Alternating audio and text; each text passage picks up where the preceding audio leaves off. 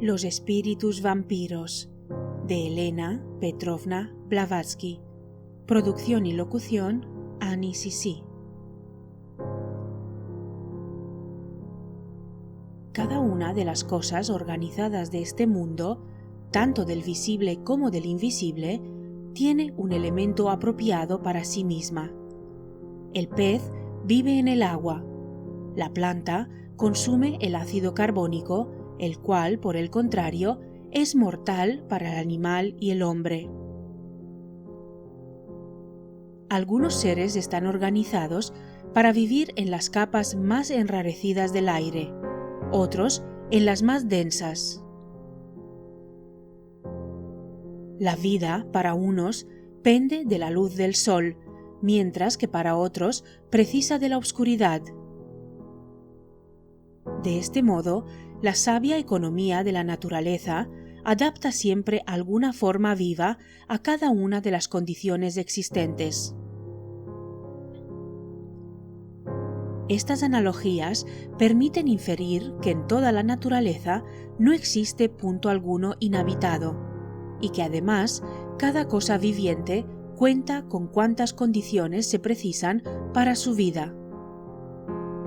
Ahora bien, admitiendo que en el universo existe una parte invisible, la disposición inmutable de la naturaleza autoriza la conclusión de que semejante parte está ocupada, ni más ni menos que la parte visible, y desde el momento en que existen espíritus, fuerza es aceptar la existencia de una gran diversidad de los mismos dentro de su mundo respectivo. Decir que los espíritus son iguales entre sí, o que están adaptados a un mismo medio ambiente, o, en fin, que poseen poderes idénticos, o que obedecen a las mismas afinidades y atracciones, sería tan absurdo como pensar que todos los animales son anfibios, o que todos los hombres pueden nutrirse con la misma clase de alimentos. Razonable es, pues, el suponer que los espíritus más groseros están sumergidos en los más profundos abismos de la atmósfera espiritual, es decir, de lo más cercano a nuestra tierra, mientras que las naturalezas más puras están muchísimo más lejos del terrestre ambiente. Suponer lo contrario y pensar que cualquiera de estos girados de espíritus pueden ocupar el sitio y las condiciones de los otros equivaldría, como a esperar, que en la ley de hidráulica dos líquidos de diferentes densidades pueden cambiar el grado que le corresponde en el aerómetro de Baume.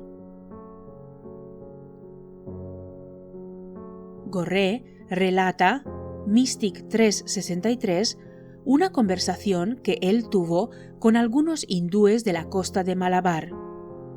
Habiéndoles preguntado si entre ellos se presentaban espíritus o apariciones, respondieron: «Sí, pero son malos espíritus. Los buenos se aparecen poquísimas veces.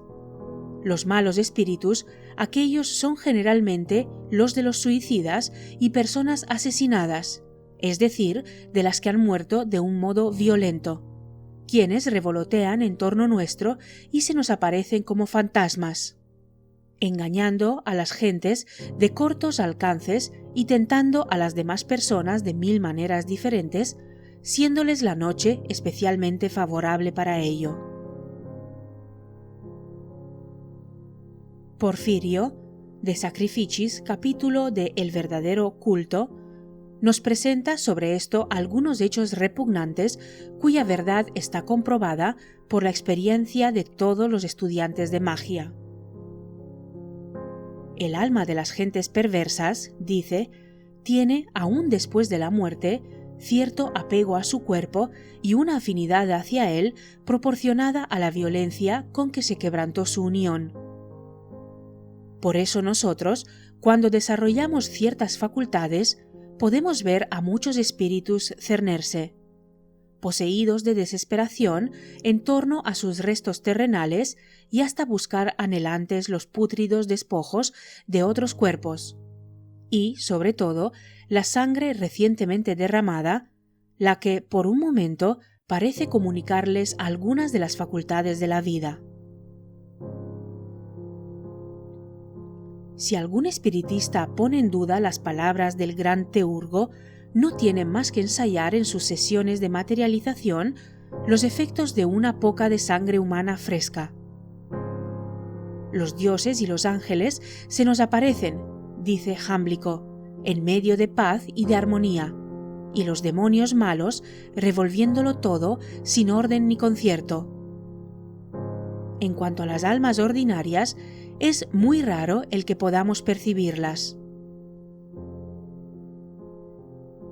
El alma, en efecto, nace en este mundo abandonando el otro mundo en el cual ha existido antes de encarnar en la tierra. Ella parece luego morir cuando se separa de su cuerpo, en el cual, como en frágil barca, ha cruzado por esta vida. Pero esta muerte no aniquila el alma, sino que la transforma tan solo ora en un ser protector de esos que los romanos conocían y reverenciaban con tal nombre y con el de manes, penates y lares. Ora, si ha sido perverso, en una larva, un lémur, un espíritu errante, terror de los malvados. Cuando, por razón de vicios, crímenes y pasiones animales, un espíritu desencarnado ha caído en la octava esfera, el Hades alegórico pagano o el Gehenna de la Biblia, que es la religión más próxima a nuestra tierra, puede arrepentirse con el vislumbre de razón y de conciencia que aún conserva. Un ardiente deseo de resarcirse de sus sufrimientos, un ferviente anhelo de retorno pueden conducirle de nuevo hacia la atmósfera terrestre, donde quedará errante y sufriendo más o menos en su triste soledad. Sus instintos le impulsarán a buscar con avidez el contacto de los vivos. Tales espíritus son los invisibles, pero demasiado palpables vampiros magnéticos. Los demonios subjetivos, tan bien conocidos por las monjas y frailes extáticos de la Edad Media y por los brujos a quienes tanta celebridad dio el martillo de hechiceros. Verdaderos clarividentes sensitivos según sus propias confesiones. Son los demonios sanguinarios de Porfirio, las larvas y lemures de los antiguos, los abominables instrumentos de sugestión que condujeron a tantas desgraciadas y débiles víctimas al tormento y al patíbulo. Orígenes sostiene que cuantos demonios obsesionaban a los energúmenos del Nuevo Testamento eran espíritus humanos.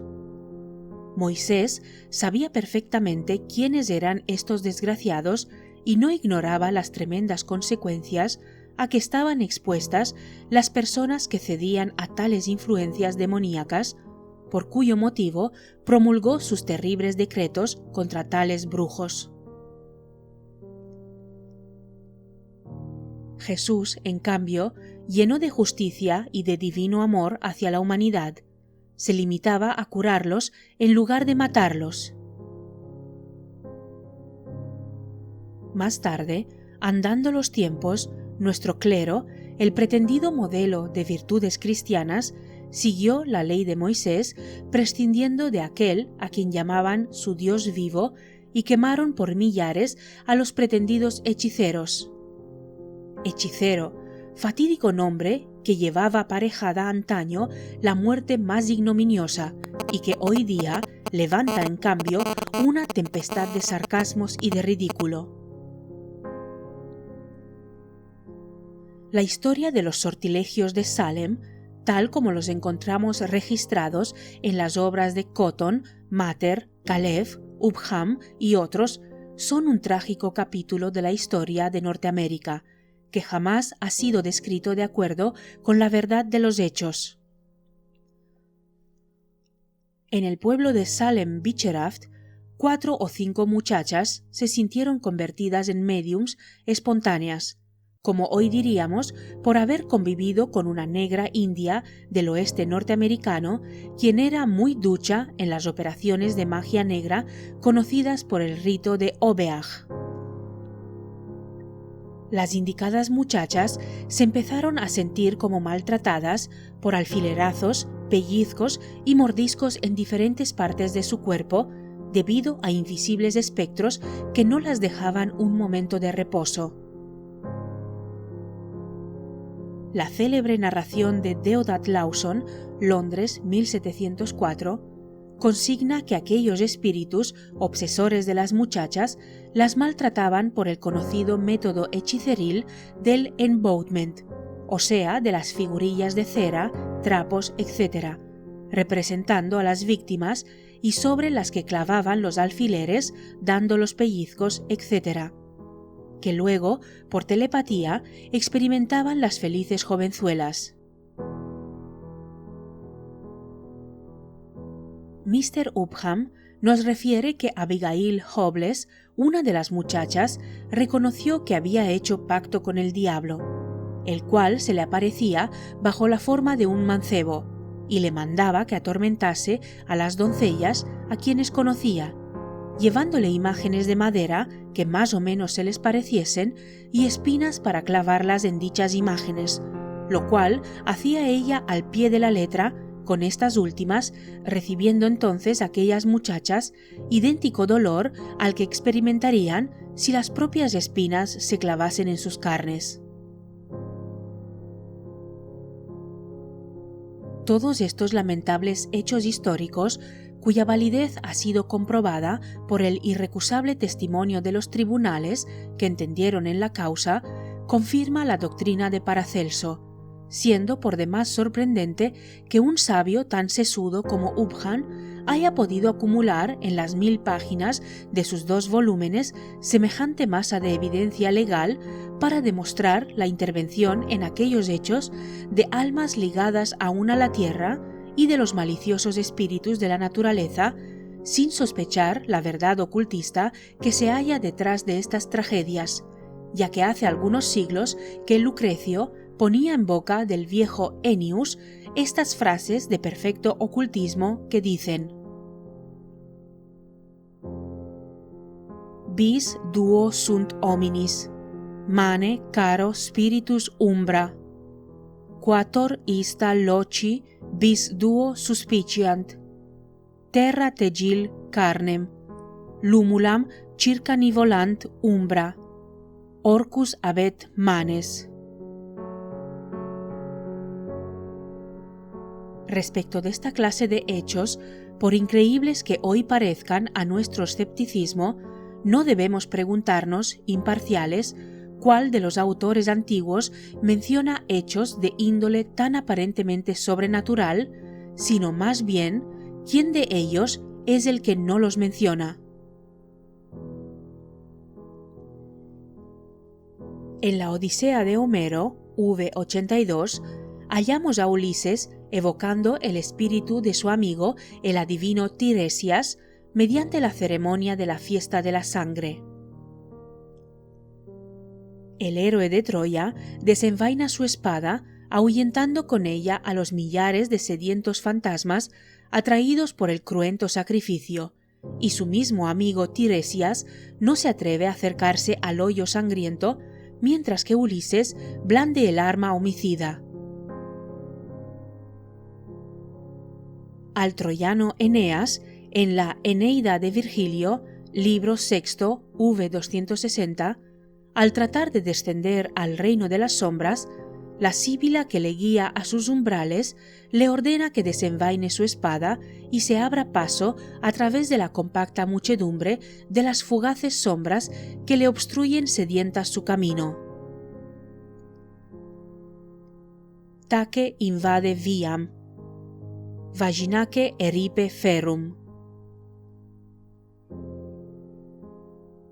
Glanville, en sus Saducimus Triumphatos, da una reseña maravillosa de la aparición del tamborilero de Tedworth, acaecida en 1661.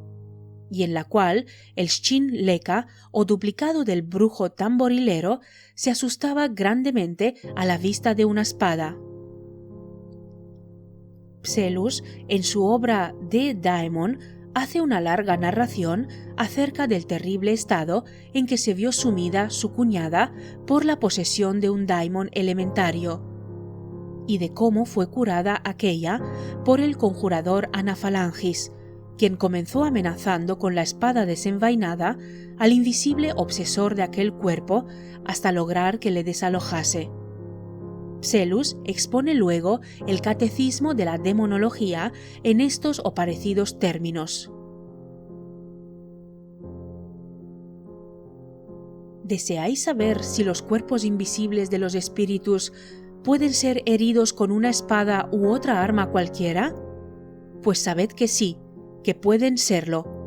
Un objeto duro arrojado contra ellos les causará el correspondiente dolor como si aún viviesen aquí abajo, porque, aunque sus cuerpos no estén ya formados de las sustancias resistentes que los nuestros, no por ello dejan de ser sensibles, porque en los seres dotados de sensibilidad no son únicamente sus nervios los que tienen la facultad de sentir, sino que también la tiene el espíritu que reside en ellos. Sin auxilio de organismo físico alguno, el espíritu ve, oye y siente cualquier contacto. Si le dividís en dos, sentirá el mismo dolor que experimentaría cualquier hombre vivo, porque su cuerpo actual no deja de ser materia, aunque de naturaleza tan sutil que generalmente es invisible para nuestros ojos. Sin embargo, hay una cosa que distingue al cuerpo del vivo del muerto, y es que, cuando se seccionan los miembros de una persona viva, no pueden volver a reunirse las dos porciones fácilmente, mientras que el tenue cuerpo etéreo de un demonio se reintegra inmediatamente después que se le ha cercenado por completo, a la manera como el agua o el aire se unen después que les ha atravesado un cuerpo sólido cualquiera. Mas, a pesar de ello, cada rasguño o herida inferida es causa de dolores para aquel demonio, razón por la cual todos ellos temen la punta de la espada o los demás instrumentos de defensa. Bodán, el más sabio demonólogo de su siglo, sostiene la misma opinión tan repetida asimismo por el Porfirio y Jámblico, siguiendo a Platón y a Plutarco, como saben además muy bien todos los teurgistas. En la demonología de aquel sabio se nos cuenta: recuerdo que en 1557 un demonio elemental de los llamados relampagueantes cayó con el rayo en casa del zapatero Pondot, y al punto empezaron a llover piedras en toda la habitación, con las cuales pudo llenar un arcón el alma de la casa, cerrando enseguida herméticamente las ventanas, lo que no impidió, sin embargo, el que las piedras siguiesen cayendo, aunque sin dañar a ninguno de los allí presentes. El magistrado Latomí vino a informarse, pero no bien entró cuando el espíritu le arrebató su sombrero. 6 días iban así transcurridos cuando el consejero M.J. Morges llegó también a buscarme para esclarecer tal misterio. Cuando entramos en la casa, ya alguien había aconsejado al dueño de la misma que se encomendase a Dios de todo corazón y blandiese con energía por todo el ámbito del aposento su espada desenvainada. Desde aquel momento cesaron, como por encanto, aquellos fenómenos que durante una semana les habían tenido tan molestos. Los libros de hechicería de la Edad Media están llenos de narraciones análogas, pero los más antiguos filósofos no solo mencionan relatos análogos, sino que puntualmente los describen y analizan.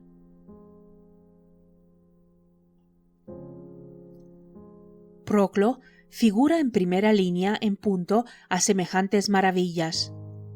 pasma verdaderamente la colección de hechos que presenta, corroborados por testigos, entre ellos algunos famosos filósofos.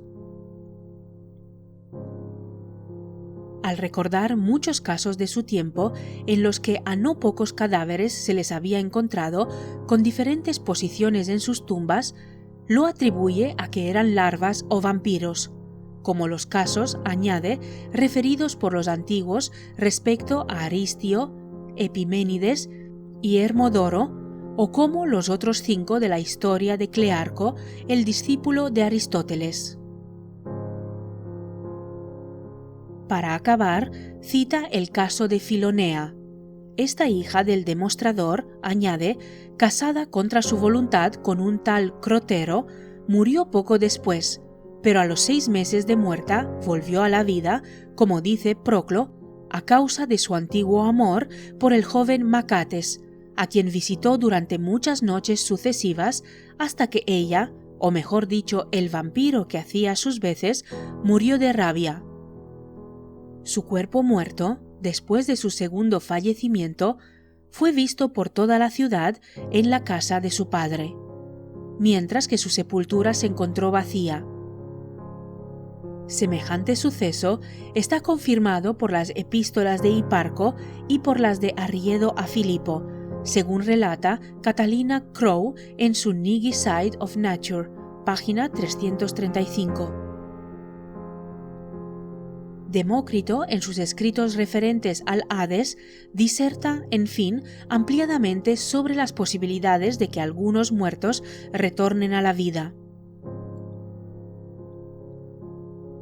Para hacerse cargo de la timidez, frivolidad y prejuicios con los que se suelen juzgar estos y otros 1000 hechos del pasado, no hay sino hojear la obra del Dr. Figier, Historia de lo maravilloso en los tiempos modernos.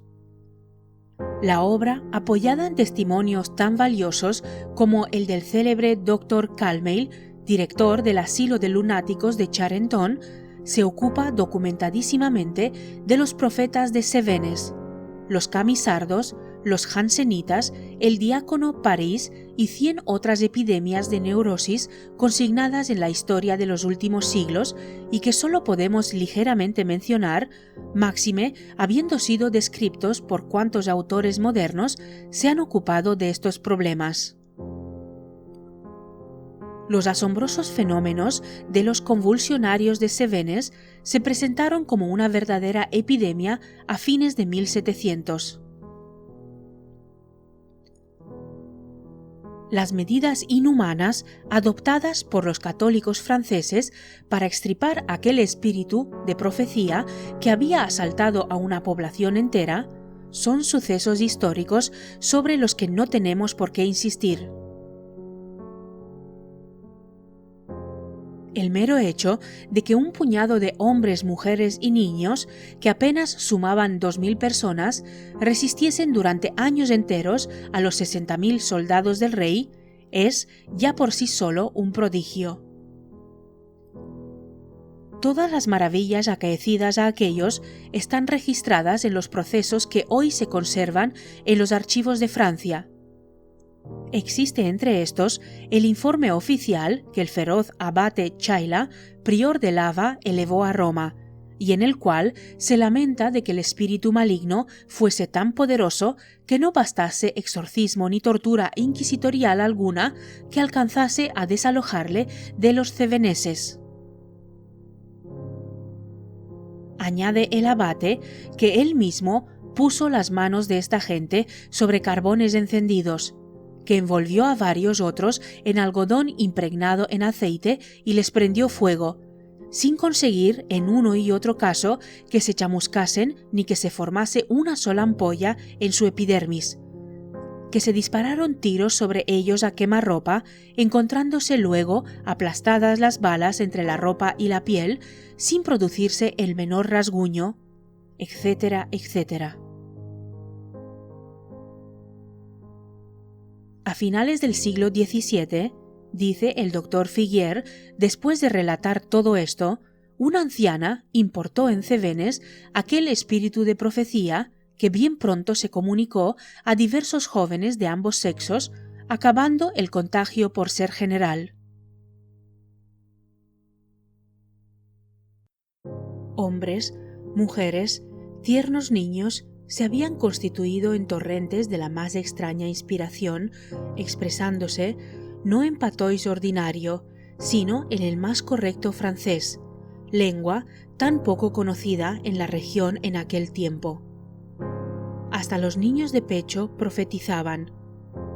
8.000 profetas, continúa, se esparcieron por el país, y la mitad de las facultades de medicina de Francia, entre ellas la de Montpellier, se apresuraron a constituirse en Cevenes, declarándose maravilladas y confundidas al escuchar a gente sin cultura literaria alguna disertar eruditamente de cosas de las que jamás supieron una palabra, y hasta se expresaban con igual lucidez meros niños de teta, durando horas y horas los tales discursos.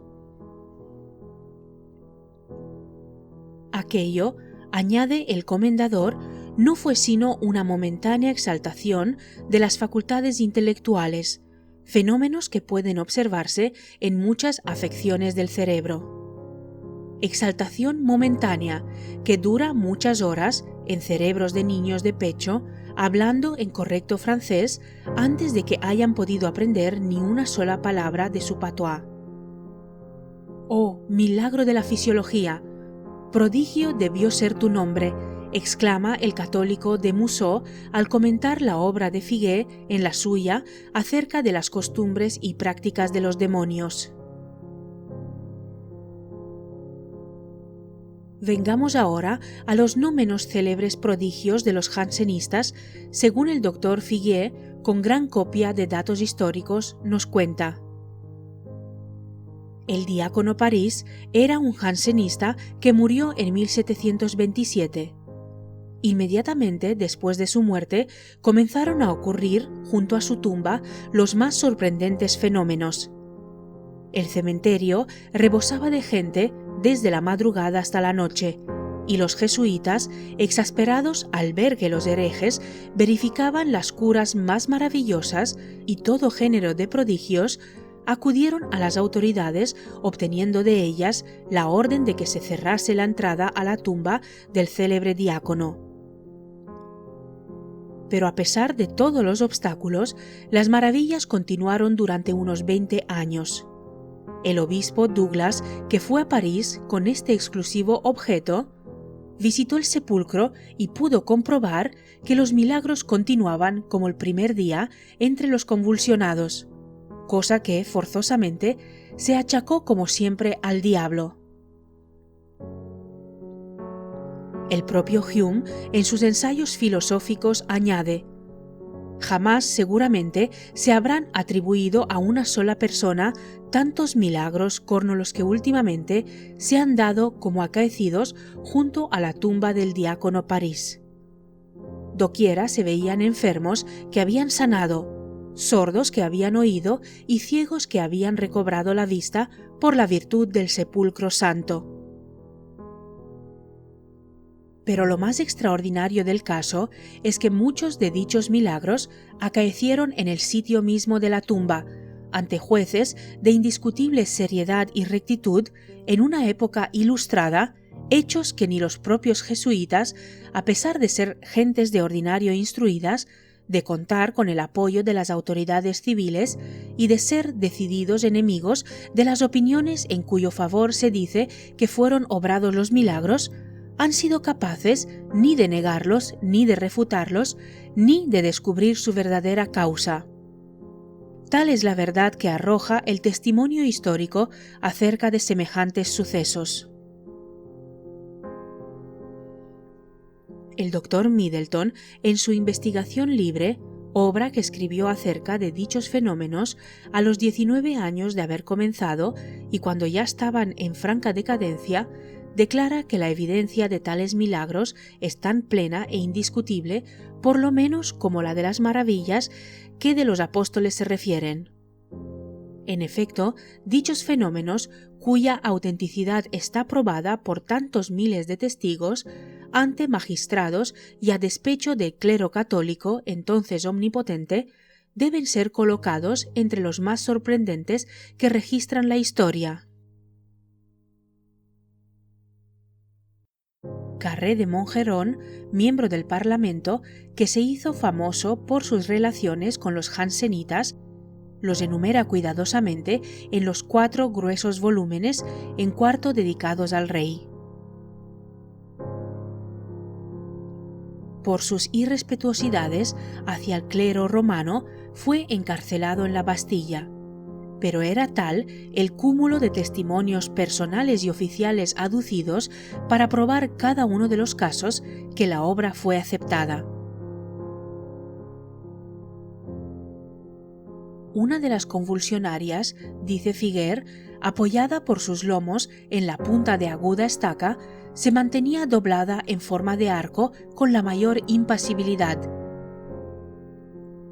El placer mayor que podía darse a esta criatura era recibir en tal posición y sobre su estómago el golpe de un pedrusco de 50 libras suspendido de una polea. Mongeron y muchos otros testigos añaden que no solo no mostraba magulladuras la muchacha, sino que pedía a voz en grito que golpeasen aún más fuerte. Juana Maulet, otra joven de 20 años, apoyada su espalda contra la pared, recibía sobre su epigastrio centenares de golpes dados por un forzudo gañán con un martillo de 30 libras sobre un taladro de hierro apoyado así sobre la boca del estómago de la débil paciente. Pudiera creerse, añade Mongeron al relatarlo, que el taladro debería hundirse en las entrañas de ésta, pero, al contrario, ella gritaba con la cara radiante de felicidad. «¡Oh, qué delicia y cuánto placer me causa este golpeteo! Valor, hermano, y golpead con doble fuerza si podéis». La relación oficial de tales maravillas, que es mucho más completa que la de Figuier, añade otros detalles, tales como el de aquellos que serenamente se ponían a describir sucesos distantes, luego infaliblemente comprobados. El de mantenerse en el aire muchos de estos convulsionarios merced a una fuerza invisible, y sin que todos los esfuerzos reunidos de los miembros de la comisión eran impotentes para obligarles a que bajasen. Se vieron ancianas trepando con agilidad de gatos monteses por muros verticales hasta de 30 pies de altura. El doctor Calmeil, director del asilo de locos de Charenton, dio acerca de estos y otros fenómenos análogos la acostumbrada explicación que de ellos dan los médicos. El meteorismo o plenitud de gases en el tubo digestivo, el estado espasmódico del útero de las mujeres, la turgencia de las envolturas carnosas de las capas musculares que protegen y cubren el abdomen, etc., añadiendo que la sombra resistencia ofrecida por el cuerpo de los convulsionarios era debida al histerismo o a la epilepsia, fuerza que tiene algunos puntos de contacto con los cambios de sensibilidad que se producen por el miedo, la cólera, en una palabra, cualquiera otra pasión de ánimo llevada hasta el paroxismo. Para el terrible crítico católico de Museau, en su obra citada, replica lleno de indignación ante esta y otras opiniones semejantes de nuestra ciencia médica. ¿Estaba el ilustrado médico completamente despierto cuando formuló tales teorías? Si él o el doctor Figuier quisiesen mantener seriamente sus categóricas afirmaciones, podríamos decirles: ¿nos permitiríais una vez, por vía de experimento, insultaros tan duramente que estallaseis en justa indignación contra nosotros al oír de nuestros labios, por ejemplo, que falseáis la ciencia y estafáis a vuestro público? Y aprovechando tal momento, repitiésemos con vosotros los experimentos de Cebenes, dándoos un saludable masaje con estacas o garrotes, seguros de que otra cosa no resultaría en estos terribles golpes, dado el estado de insensibilidad a que seguramente os llevaría vuestra cólera? Inútil es añadir que el reto de Musot ha quedado por siempre sin respuesta. Volvamos a los hechos de vampirismo. Verdaderas o falsas, existen entre los orientales supersticiones de una naturaleza tal como jamás pudieron soñar un Edgar Poe o un Hoffman, y estas creencias se hallan infiltradas en la misma sangre de las naciones que las dieron vida. Cuidadosamente expurgadas de toda exageración, se verá que encierran una creencia universal en aquellas almas astrales, inquietas y errabundas, conocidas con los nombres de gulas o vampiros. Un obispo armenio del siglo V, llamado Yeznik, cita algunos ejemplos de esta clase en el libro 1, párrafos 20 y 30, de una obra manuscrita que se conservaba hace unos 30 años en la biblioteca del monasterio de Etchmadzhine, en la Armenia rusa. Entre otras, existe una tradición que data de los tiempos del paganismo, y según la cual, siempre que un héroe cuya vida es todavía necesaria en la tierra cae en el campo de batalla, los arales, o sea, los antiguos dioses populares del país, quienes poseen la facultad de poder volver a la vida a los que han muerto en el combate, lamen las sangrientas heridas de la víctima y soplan sobre ellos hasta que les han comunicado una vida nueva y vigorosa. Después de lo cual, el guerrero se levanta, desaparecen todas sus heridas y vuelve a ocupar su puesto en la batalla. Pero el espíritu inmortal del héroe vuela muy lejos entretanto y vive el resto de sus días en un templo abandonado y lejano. Tan luego, por otra parte, Corno, un adepto, era iniciado en el último y más solemne misterio de la transmisión de la vida, el séptimo y temible rito de la gran operación sacerdotal que constituye la más elevada teurgia, ya no pertenece más a este mundo. Su alma era ya libre desde aquel momento y los 7 pecados mortales, en acecho, siempre hasta entonces, para devorar su corazón, al tiempo en que su alma liberada por la muerte cruzase las 7 escaleras y los 7 portales, ya no podían dañarle ni en muerte ni en vida, por cuanto había pasado ya las 7 dobles puertas y los 12 trabajos de la hora final. El sumo hierofante era quien únicamente sabía cómo llevar a cabo esta solemne operación de infundir su propio aliento vital y su propia alma astral en el adepto escogido por él para sucederle, y quien de esta suerte quedaba así dotado de una doble vida.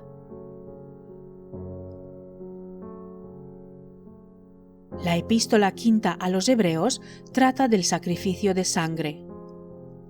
En donde existe un testamento, dice, necesariamente debe mediar la muerte del testador. Sin el derramamiento de sangre no hay remisión alguna. La sangre produce fantasmas y sus emanaciones proporcionan a ciertos espíritus los materiales necesarios para formar sus apariciones transitorias. La sangre, dice Eliphas Levi, es la primera encarnación del fluido universal, la luz vital materializada. Su producción es la más maravillosa de todas las maravillas de la naturaleza. Vive porque se transforma perpetuamente, siendo el efectivo proteo universal.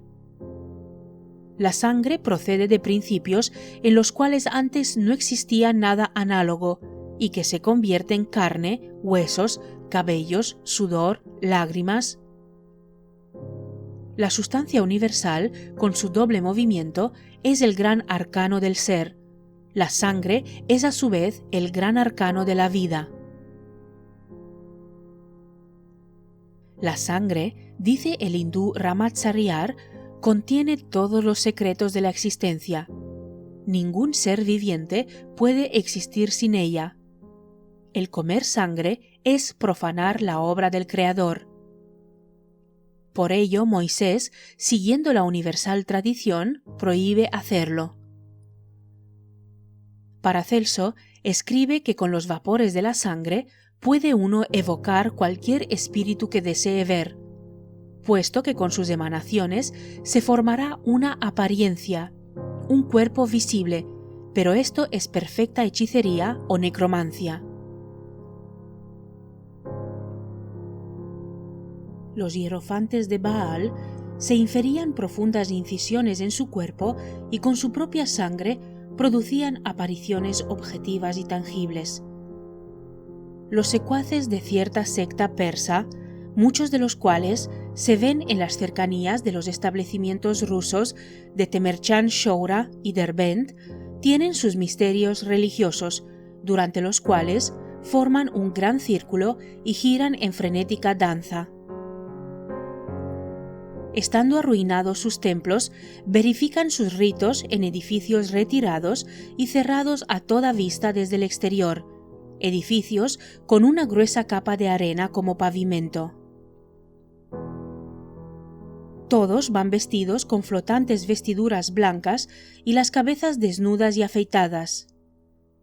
Armados de cuchillos y excitados por la macabra danza, pronto llegan a un grado tal de excitación furiosa que comienzan a herirse a sí propios y a los otros hasta que no pueden más y el pavimento queda empapado de sangre.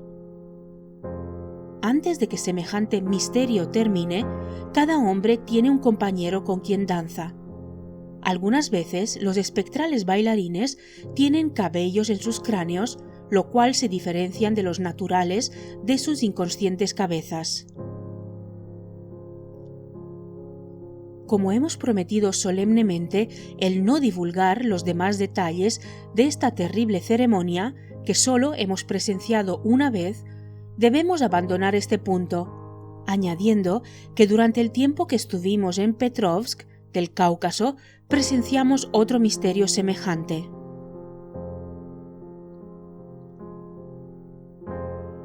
Antiguamente, las hechiceras de Tesalia añadían algunas veces a la sangre del célebre cordero negro la de un niño, para mejor evocar las sombras. A los sacerdotes se les enseñaba el arte de evocar los espíritus de los muertos, así como los de los elementos, pero su manera de proceder no era ciertamente las de aquellas terribles hechiceras. Entre los yakuts de Siberia, en los mismos confines del lago Baikal y junto al río Vitema, existe otra tribu que practica la hechicería tal y como la ejercían las famosas brujas de Tesalia. Sus creencias religiosas son una mezcla extraña de superstición y de filosofía. Según ellas, las almas de los muertos se convierten en sombras condenadas a vagar sobre la tierra hasta que se verifique cierto cambio, ora favorable, ora adverso, que ellos explican por supuesto.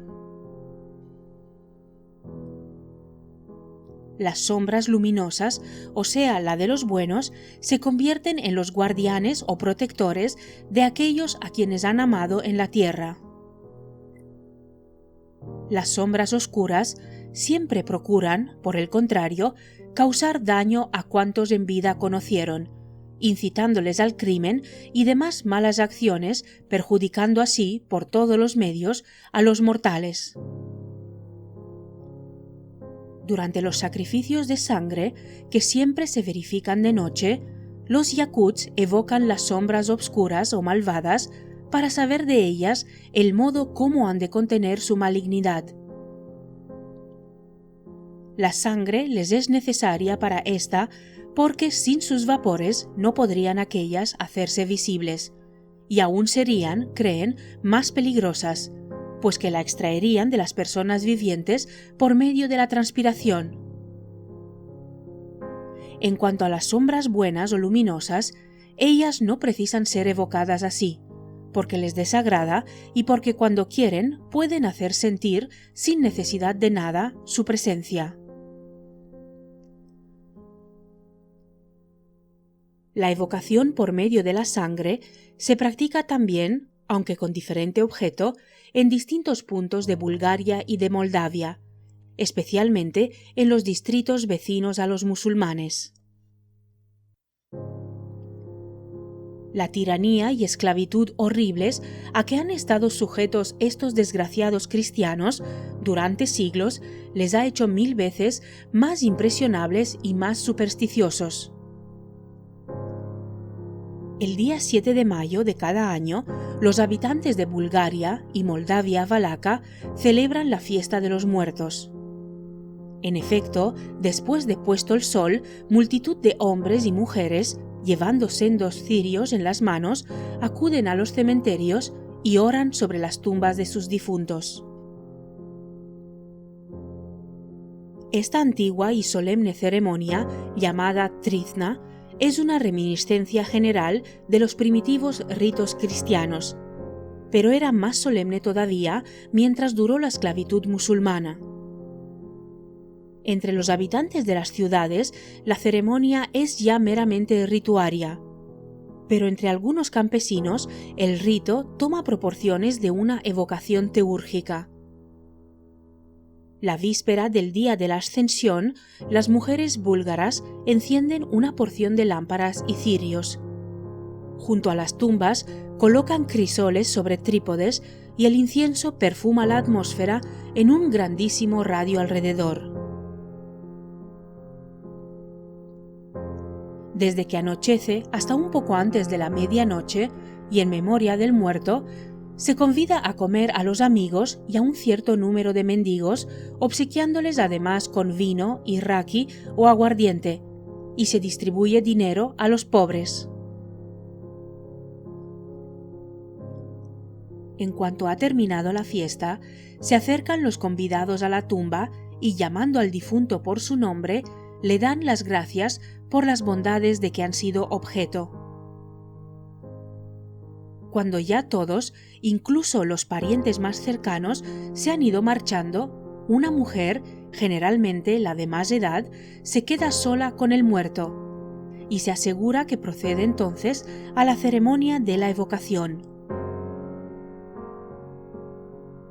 Prosternada de hinojos y después de fervientes súplicas al muerto, 1 y 1000 veces repetidas para que se presente, la mujer se extrae un número mayor o menor de gotas de sangre del lado izquierdo de su pecho y las deja caer lentamente sobre la tumba. Esto da fuerza al invisible espíritu del muerto que vaga en derredor del sepulcro, permitiéndole por algunos instantes el asumir forma visible y dar sus instrucciones adecuadas a la cristiana teurgista, o bien bendeciéndola simplemente y desapareciendo hasta el año próximo. Tan firmemente está arraigada semejante creencia que, con motivo de una dificultad de familia, hemos oído a una mujer moldava proponer a su hermano el demorar toda decisión acerca del asunto debatido hasta que en la noche de la Ascensión pudiese el padre resolver la dificultad, cosa a la que el hermano accedió como si su padre se hallase en la habitación contigua. Que en la naturaleza existen secretos terribles, bien puede creerlo el que, como nosotros, ha sido testigo del caso del Zoachar ruso, caso en el que no pudo el hechicero morir hasta que comunicase a otro la palabra, lo cual rara vez dejan de hacerlo por su parte los hierofantes de la magia blanca. Los hindúes creen tan firmemente como los serbios y húngaros en los vampiros. El hecho de un espectro que reaparece para chupar la sangre humana, dice el doctor Pierart, famoso mesmerizador, en un artículo sabio de la Revue Spiritualiste, volumen 4, no es tan inexplicable como parece, y menos para los espiritistas, quienes admiten los fenómenos llamados bicorporeidad o duplicación del alma. Esas manos espectrales que hemos estrechado, esos miembros materializados que tan palpablemente hemos visto en las sesiones mediúmnicas, son una prueba evidente acerca de cuántas y cuántas cosas son posibles. Son una prueba evidente acerca de cuántas y cuántas cosas son posibles bajo condiciones favorables para esos espectros de lo astral evocados por ellas. Al así expresarse, el respetable médico no hace sino reproducir la teoría cabalista acerca de los Shamdim, o sea, de la categoría más inferior de todos los seres espirituales. Al referirnos Maimónides en su obra Abodaj Saraj, que las gentes de su tiempo se veían obligadas a mantener íntimas relaciones con sus difuntos, describen las fiestas de sangre que en tales casos se celebraban. Cavaban al efecto un hoyo en el suelo en el cual vertían sangre fresca y, colocando encima del mismo una mesa, evocaban a los espíritus, quienes presurosos acudían contestando a todas sus preguntas. No obstante de ello, Pierre Art, con toda su doctrina teurgista acerca del vampirismo, se muestra indignadísimo contra la superstición del clero al ordenar que se atraviese con una estaca el corazón de todo cadáver sobre quien haya recaído sospechas de vampirismo. En tanto que la forma astral del muerto no esté completamente desprendida del cuerpo, existe, en efecto, cierta trabazón en virtud de la cual, mediante la atracción magnética, puede obligarse a aquella forma a que retorne y se posesione de nuevo del cuerpo. Acontece en ocasiones que la forma astral no se ha desprendido de éste más que a medias, por decirlo así, cuando el cuerpo es enterrado por presentar todas las apariencias de una muerte efectiva. En semejantes horribles casos, el alma astral, aterrada, retorna violentamente a su envoltura de carne, y entonces la desdichada víctima o bien acaba de morir realmente tras el paroxismo de las atroces angustias de la sofocación, o bien, si durante su existencia terrestre ha sido groseramente material, se convierte en un vampiro. En este segundo caso, empieza para el mísero cataléptico, así enterrado en vida, una existencia verdaderamente bicorpórea, en la que el cuerpo que yace aprisionado en la tumba es sostenido con la sangre o fluidos vitales que sus cuerpos astrales, fantasmáticos, roban aquí y allá a los vivos. Porque es sabido que esta última forma etérea puede ir donde le plazca, y, en tanto que el lazo que la mantiene unida al cuerpo no se rompa, vagar en forma ya visible, ya invisible, alimentándose arteramente de sus humanas víctimas. A juzgar por todas las apariencias, semejante espíritu logra seguidamente el transmitir, mediante una disposición misteriosa e invisible que acaso llegue a ser explicada algún día, el producto de sus succiones fluídicas al cuerpo material que yace inerte en el fondo de la tumba, contribuyendo así a perpetuar, en cierto modo, aquel su estado de catalepsia. Brière de Boismont cita algunos casos por el estilo, completamente auténticos, que ha tenido a bien calificar de alucinaciones. Una reciente investigación ha demostrado, dice un periódico francés, que en 1871 2 cadáveres fueron sometidos al infame tratamiento de la superstición popular por investigación del clero. Oh, ciega preocupación, Pero el doctor Pierart, citado por el escritor católico de Musso, quien resueltamente admite el vampirismo, exclama: «¿Ciega superstición, decís? Sí, tan ciega como gustéis, pero ¿de dónde provienen tales preocupaciones? ¿Por qué se han perpetuado ellas a través de todas las épocas y en tantísimos países?» Después de la infinidad de casos de vampirismo, como se han visto, ¿debemos decir nosotros que hoy ya no sucede tal cosa y que los casos que de ellos se relatan jamás tuvieron sólido fundamento? De la nada, nada se hace. Cada creencia, cada costumbre, procede de los hechos y causas que le han dado origen. Si nunca se hubiese visto aparecer en el seno de las familias de ciertos países seres revestidos de las ordinarias apariencias de los muertos yendo a chupar la sangre de una o varias personas, y si de esto no hubiese resultado la muerte por extenuación de la víctima, nadie hubiese ido jamás a desenterrar los cadáveres a los cementerios, ni jamás hubiésemos presenciado nosotros el hecho increíble de haberse encontrado personas enterradas varios años antes con el cuerpo blando y flexible, los ojos abiertos, la tez sonrosada, la boca y narices llenas de sangre y manando sangre a torrentes en el acto de ser decapitada. Uno de los más importantes ejemplos de vampirismo figura en las cartas reservadas del filósofo Marqués d'Argens, y en la Revue Britannique de marzo de 1837, el viajero inglés Pashley describe algunos casos de que tuvo noticia en la isla de Candía.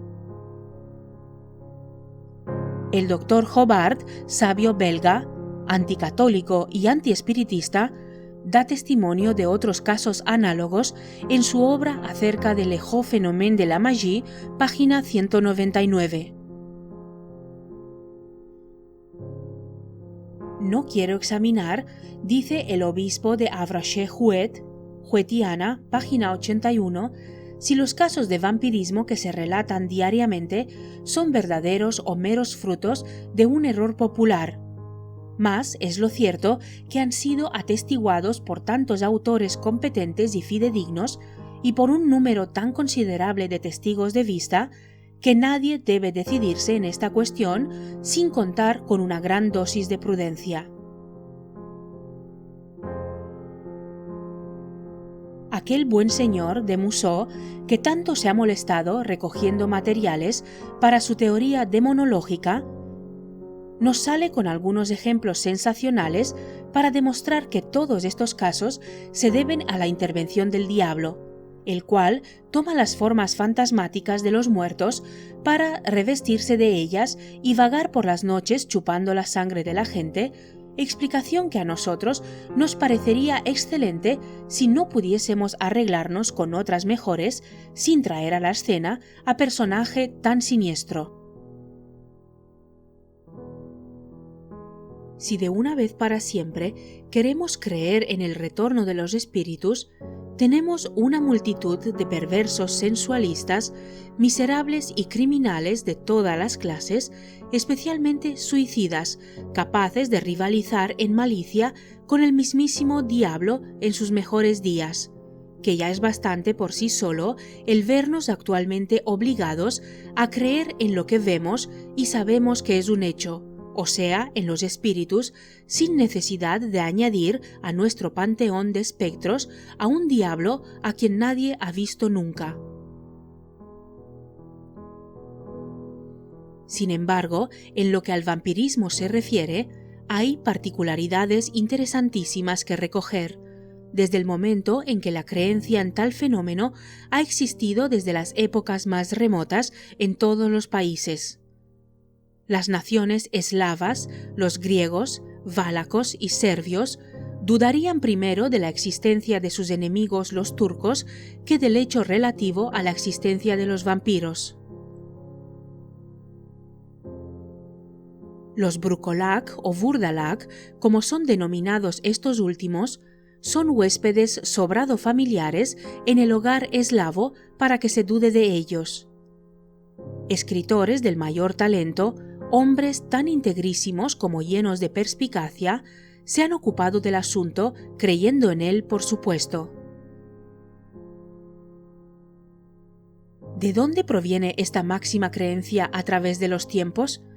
Esa identidad de detalles y analogías en las descripciones de aquel singular fenómeno que encontramos en el testimonio jurado de pueblos extraños los unos a los otros y que discrepan, sin embargo, por completo respecto a otras varias supersticiones.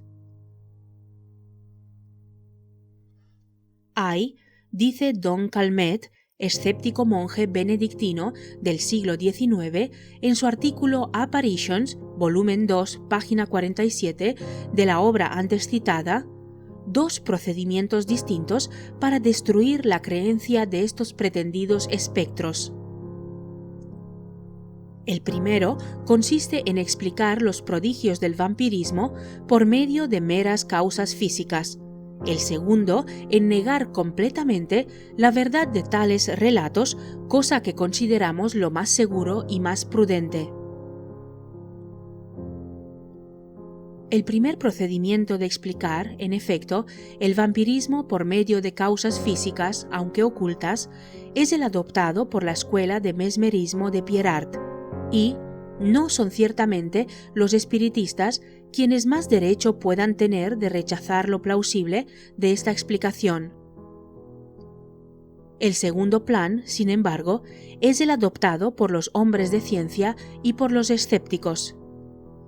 Según advierte de Mousseau, no hay camino que menos filosofía requiera que este procedimiento expedito de la negación rotunda de lo que se ignora. Cierto día, añade Don Calmet, empezó a aparecerse inopinadamente a los habitantes de una aldea cerca de Codom el espectro de un pastor. Y, a consecuencia del susto, o bien por otra causa cualquiera, todos murieron antes de una semana.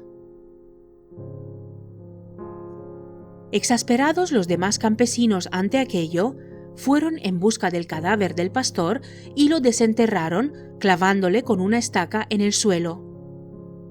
Otra vez se apareció, sin embargo, su espectro aquella misma noche, sumiendo a la población en terrores casi apocalípticos y matando por sofocación a varios habitantes, en vista de lo cual las autoridades locales entregaron el cuerpo del pastor al verdugo, el cual le quemó en un campo vecino.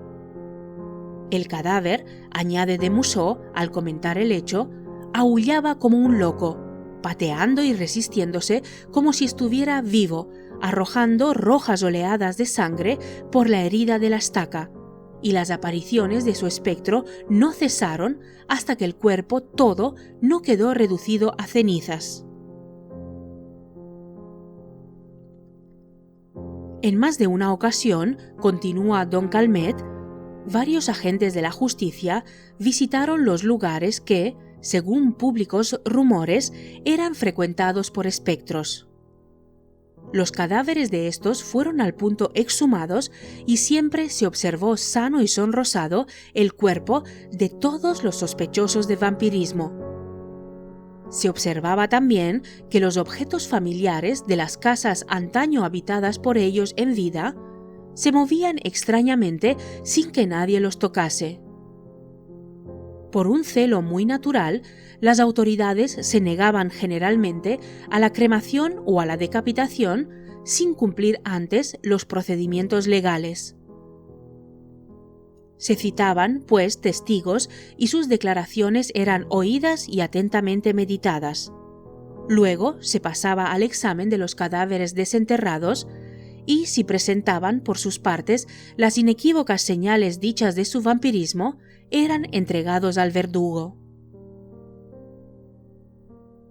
La dificultad principal, empero, de todo esto, termina Don Calmet, consiste en saber el cómo y cuándo estos vampiros pueden abandonar sus tumbas y, luego de realizar sus proezas, tornar a entrar en ellas sin que parezca que la tierra haya sido removida lo más mínimo, habiéndoseles visto por los testigos con sus habituales vestidos, comiendo y vagando, en fin, de un lado a otro, cual si estuviesen vivos. Y si todo ello no es sino pura fantasía por parte de quienes se vieron favorecidos por semejantes visitas, ¿por qué indefectiblemente se encuentran luego en sus respectivas sepulturas los cadáveres de tales espectros, frescos y flexibles, llenos de sangre y sin ofrecer en su cuerpo señales de descomposición alguna? ¿Cómo explicar el que al día siguiente de la noche en que repetidos espectros aterrorizaron con su aparición a los vecinos, sus pies resultaban sucios y cubiertos de barro, cosa que no se observaba en modo alguno con los demás cadáveres del mismo cementerio? ¿Por qué, una vez quemados los cuerpos de los vampiros, nunca tornan a aparecer sus espectros y por qué, en fin, han ocurrido casos semejantes con tanta frecuencia en este país, haciendo imposible el desterrar de él tamañas supersticiones? Existe, a no dudarlo, un estado de semi-muerte, fenómeno de naturaleza desconocida y desechado por tanto como superstición por la fisiología y la psicología de nuestra época. En semejante estado, el cuerpo está virtualmente muerto, y en los casos de aquellas personas en los que la materia haya predominado sobre el espíritu, sin que una perversión absoluta, sin embargo, haya destruido el hilo de oro que une al alma humana con su supremo espíritu, una vez que el cuerpo físico yace abandonado a sí mismo, el alma astral se irá desprendiendo de él por medio de esfuerzos graduales, superándose completamente de aquel al romper el eslabón último de los corpóreos vínculos. A partir de este momento, una polarización magnética repelerá violentamente al hombre etéreo, de la masa orgánica de su cuerpo, ya en franca descomposición, y toda la dificultad consiste, primero, en que nosotros nos imaginamos que el momento de tal separación entre los dos cuerpos es aquel en que el hombre es declarado muerto por la ciencia, y no después. Y segundo, en la incredulidad dominante acerca de la existencia, sea del alma, sea del espíritu, mantenida injustamente por esa misma creencia. Pierre Art trata de demostrar en su trabajo que son siempre peligrosos los enterramientos prematuros, aun cuando ofrezca señales indudables de putrefacción.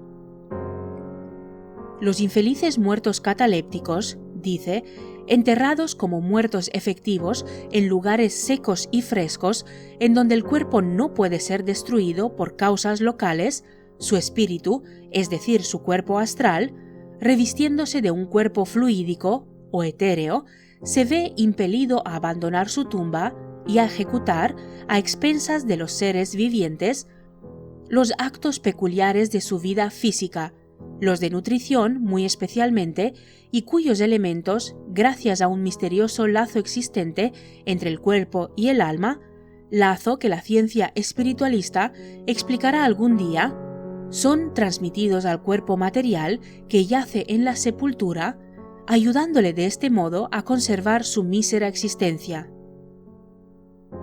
Semejantes espíritus, vagando en sus cuerpos efímeros, han sido vistos con frecuencia, alejándose o retornando a los cementerios, y se ha sabido que, cayendo sobre vivos, les han chupado la sangre, vampirizándoles. Ulteriores investigaciones judiciales, luego, han venido a demostrar que, a consecuencia de tamaña monstruosidad, sobrevenía una extraordinaria emación o de sangre de las víctimas, quienes, por ello, más de una vez habían sucumbido.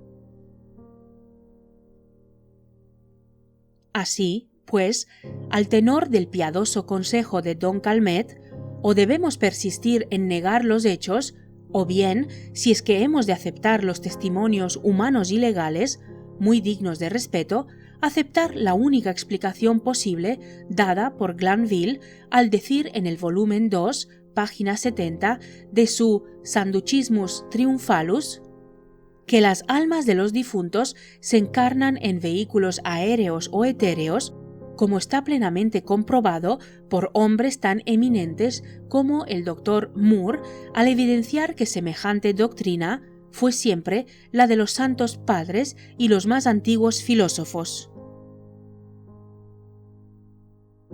Antes de abandonar el repulsivo tema del vampirismo, y sin otra garantía que la de habérnoslo comunicado varios testigos fidedignos, queremos citar un caso más para que pueda servir de ejemplo. A principios de este siglo, acaeció en Rusia uno de los más horribles casos de vampirismo que la historia registra. El gobernador de la provincia de T era un hombre de unos 60 años y de un carácter celoso, malicioso y cruel.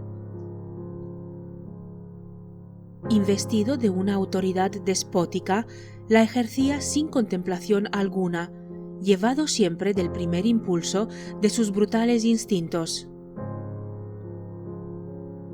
Se había enamorado el gobernador de una linda muchacha, hija de un oficial subordinado suyo, y, a pesar de que la doncella estaba prometida a un joven que la amaba extraordinariamente, el tirano obligó al padre de la muchacha a que la desposase con él y no con el joven. Presa de la mayor desesperación, la pobre víctima llegó a ser la esposa del viejo, quien bien pronto se mostró lleno de celos, llegando hasta golpearla y encerrarla semanas enteras en su domicilio sin dejarla hablar con nadie más que en su presencia.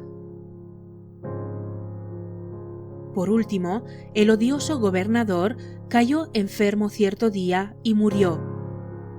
Pero al sentir ya próximo su inevitable fin, hizo jurar a su esposa que no se volvería a casar, conminándola con las más horribles imprecaciones de que en el caso de que faltase a su juramento, llegaría hasta salir del sepulcro y la mataría. El tirano fue enterrado en el cementerio de la ciudad que cae al otro lado del río, y su liberada viuda, de allí a poco, venciendo sus escrúpulos por su juramento, dio de nuevo oídos a las instancias de su antiguo novio, y quedaron comprometidos ambos para casarse en un plazo breve.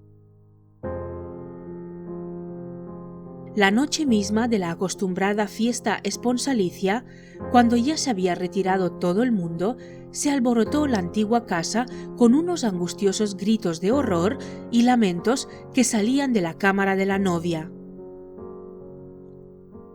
Se forzaron al punto las puertas y se vio con sorpresa que la infeliz mujer yacía desmayada en su lecho, al par que se percibía el ruido como de un carruaje saliendo del patio. El cuerpo de la joven estaba lleno de cardenales debidos, al parecer, a fuertes pellizcos recibidos, y en su cuello se veía una como ligerísima punzada de la que brotaban gotitas de sangre. Todo el mundo quedó pronto pasmado de horror al volver en sí la viuda y narrar aterrorizada que su difunto marido, el gobernador, había entrado súbitamente y sin saber cómo en la cerrada habitación, exactamente como en vida, con la diferencia de presentar en su semblante una horrible palidez cadavérica, y la había golpeado y pellizcado cruelmente después de haberle echado en cara su inconstancia.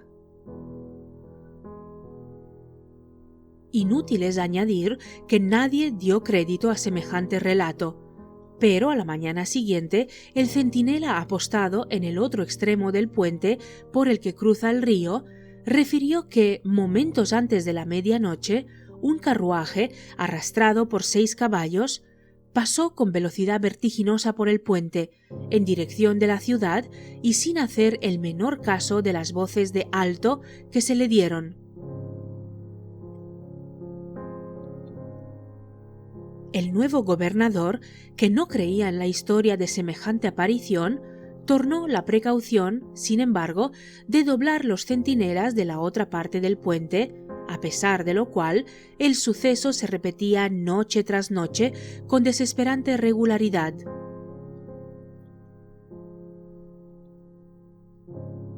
Los soldados custodios de la barrera del Pontazgo declaraban unánimes que, a pesar de todos sus cuidados y de los esfuerzos hechos para detenerle, el fantástico carruaje pasaba velozmente por delante sin que fuesen ellos capaces de impedirlo. Todas las noches también se oía en el patio de la casa el mismo ruido, prolongado y sordo, del coche consabido.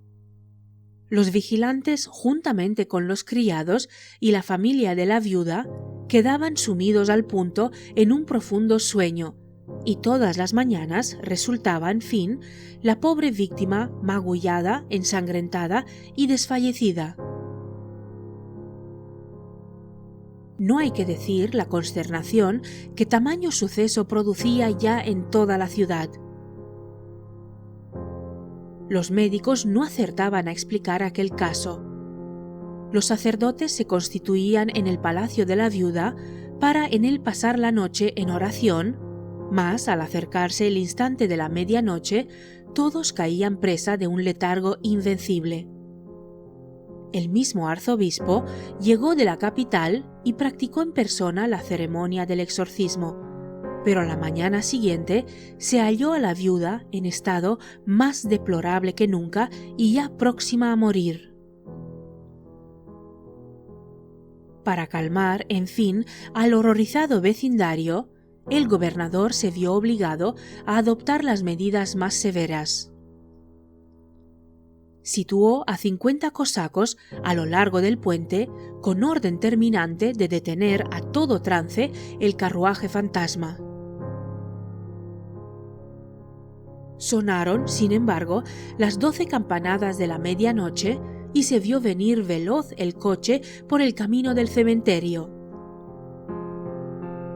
El oficial de guardia y un sacerdote, crucifijo en mano, se plantaron delante de la barrera del Pontazgo, gritando a la vez: «En el nombre de Dios y en el del zar, ¿quién viene aquí?». A lo que una cabeza harto conocida por todos apareció por la ventanilla del coche y una voz, que no les era menos, contestó con energía: «El consejero secreto de Estado y gobernador C».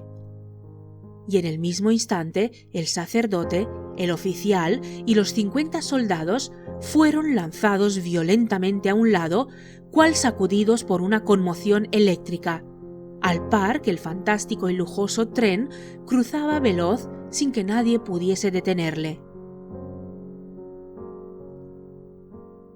El arzobispo, entonces, y como último recurso, apeló al procedimiento sancionado por el tiempo, o sea, el de desenterrar el cuerpo y clavarlo en tierra por medio de una aguda estaca de roble que le atravesase el corazón, cosa que fue puntualmente ejecutada con gran pompa religiosa y en presencia de todo el pueblo.